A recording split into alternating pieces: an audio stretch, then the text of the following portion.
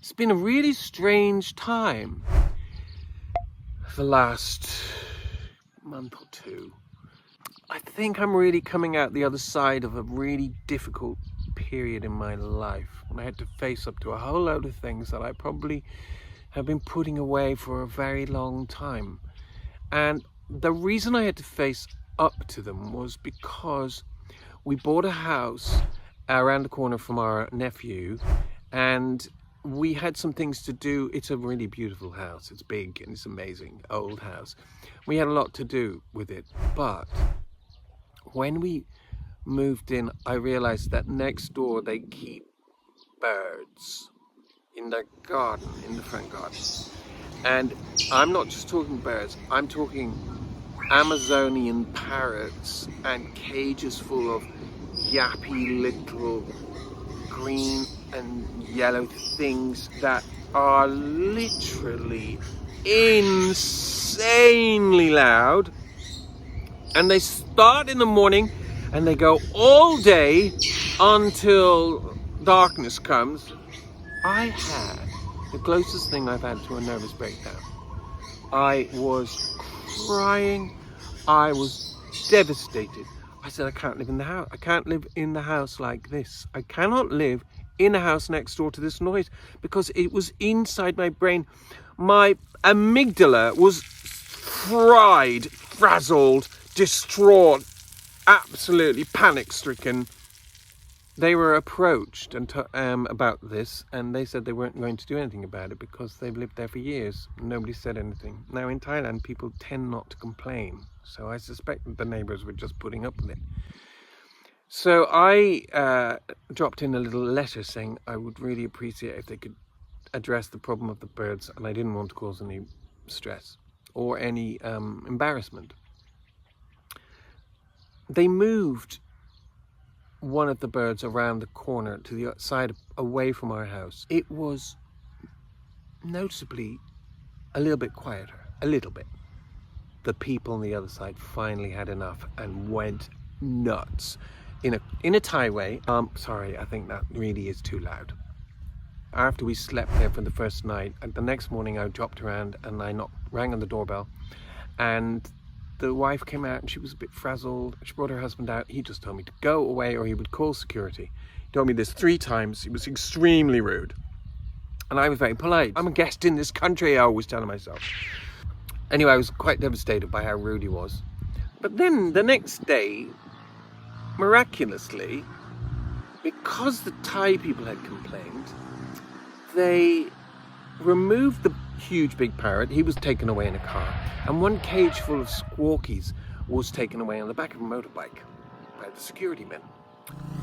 Now, that doesn't mean they got rid of all the birds, but they got rid of many of them, and I think the ones that were the ringleaders in the noise department. Hi, Cub. Swaddy Cub. You look gang mark. That's Woody's uncle there. And so we do still hear the noise in the morning with all the other birds. It starts around sort of 6:37 in the morning, but they tend to stop by about 10:30. Now that's not always the case. Some days they'll just keep going. But it's one parrot and a few squabblers. But what is extraordinary is it made me face, for the first time in my life, because I had no choice, it made me face my anxiety. And I didn't realize I've been living with chronic anxiety for my whole life, since my childhood.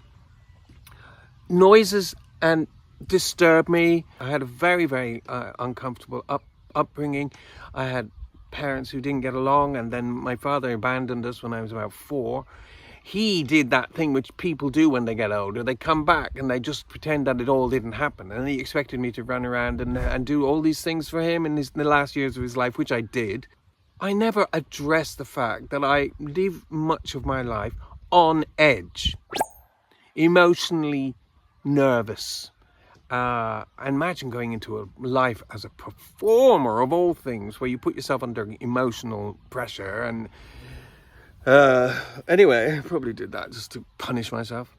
So I have had to face up to the fact that I can address my chronic anxiety and learn to live with my surroundings, even though they may not always be as comfortable as they might. Certain things will set me off. I have to find techniques and ways to deal with them. And it's been one of the reasons for the last month or so I haven't made any videos. So I just haven't been able to. I've been so sick. But now I feel maybe I can deal with this. It's Christmas Day. We've come to the village up in northeast of Thailand where we have a small house in the rice fields, and I feel calm. I just feel calm again. Do you know, nothing happens after 7 p.m. anyway. Me and Woody just sit talking on the terrace in the evenings. These things that are sent for us to deal with can be really, really hard, but can also teach us so much more about ourselves. And I'm sure you also have had similar experiences.